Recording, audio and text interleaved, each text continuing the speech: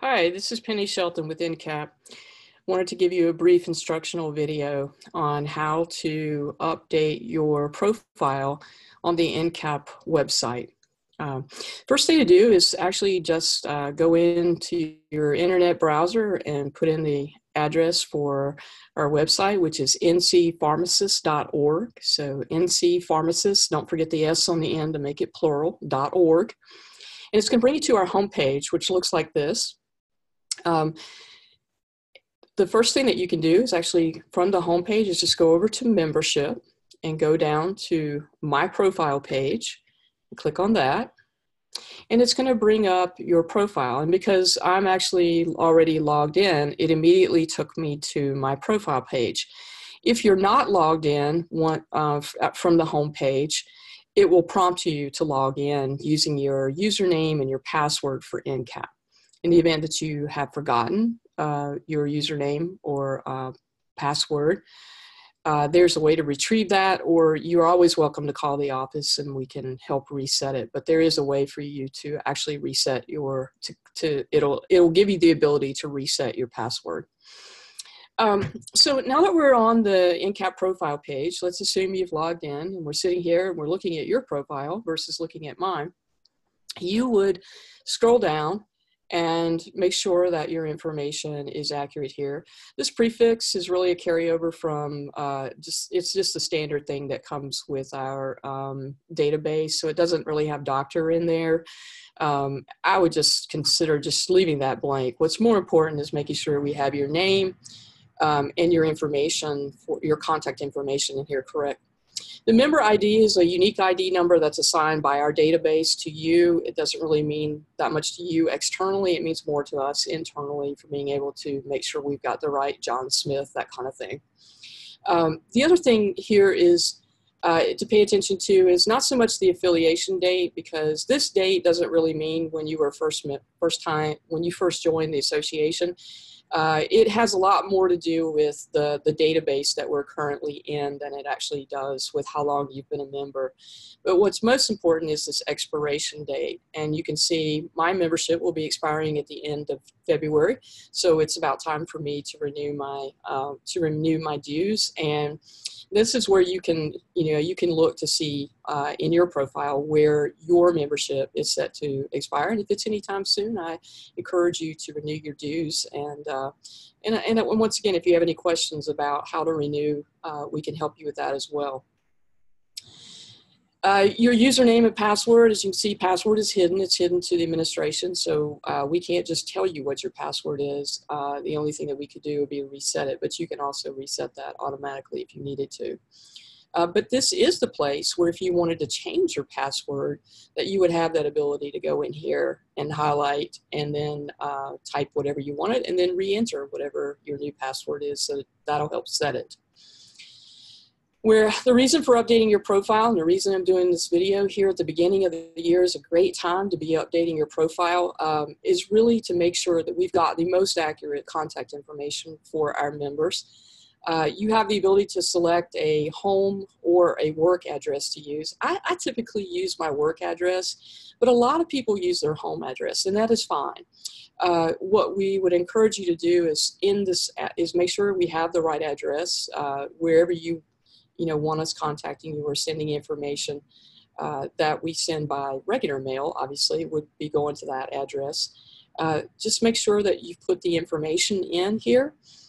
What's becoming more important is actually the phone situation. A lot of people's phone numbers that they have are either out of date because maybe they had an old landline and now they're using mostly mobile numbers.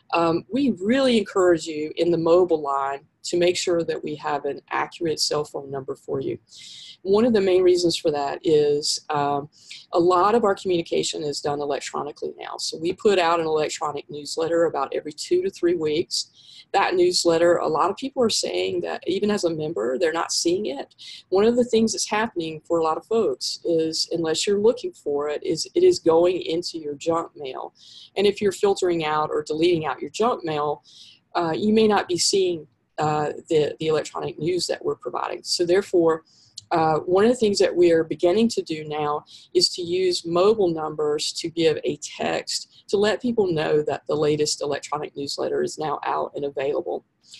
So that gives, making sure that we have this information is really becoming more important for us to be able to communicate in a more timely manner of information to our members. This individual online directory description, this actually, I'm just telling people really not to do anything with that. This is a place where you can put in more information about you as an individual if you wanted to, besides your name and title and your email and phone number and things like that. It's additional information that you can put in as a bio or a description of you as an individual. You're welcome to do it, but it's not necessary.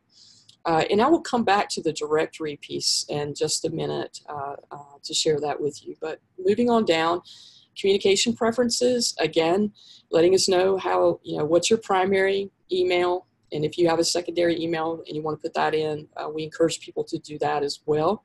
And then I want to make sure people understand, do you agree to receive email correspondence from the association and its members? This is really important because this is what's allowing that electronic newsletter to come through. It's allowing information about our journal to come through to you, etc. So making sure that that box is checked yes so that you're getting the information. Do you agree to receive pertinent information related to issues covered by the association by interested third-party entities? Let me first say that we are not like a lot of groups that give away information to third parties. We do not do that. An example of third-party interest might be, for example, sometimes the North Carolina Medical Society will ask if they have a special issue that they think our members might be interested in, and would they like to send that? Would we like to have that sent to our members? In that case, that's a strong partnership of ours, and we tend to agree to things like that where we think it's going to benefit our members, and we would agree to that. And then anyone that has checked this box is going to be the query or the report that we run that's going to give those addresses, email addresses rather, to that particular third party, in this case, the North Carolina Medical Society. So again, email to show on the directory, and the directory I'm going to talk about in a minute, but you want your primary or secondary email to show. It's important for that information to come across as well. Professional information, this goes on down the line. I'm not going to get into this further, but you can scroll down through all of this information. Just make sure that we have the most accurate information on you by, typing into the box or making corrections in the box. But it's going to include information about your title. It'll include information about your NABP number, your day and your month and day of birth. That type of information is going to be further down in this profile. So we're encouraging everyone to complete the profile, make those changes to your profile. Come down here. It's important to scroll all the way down to Save Changes.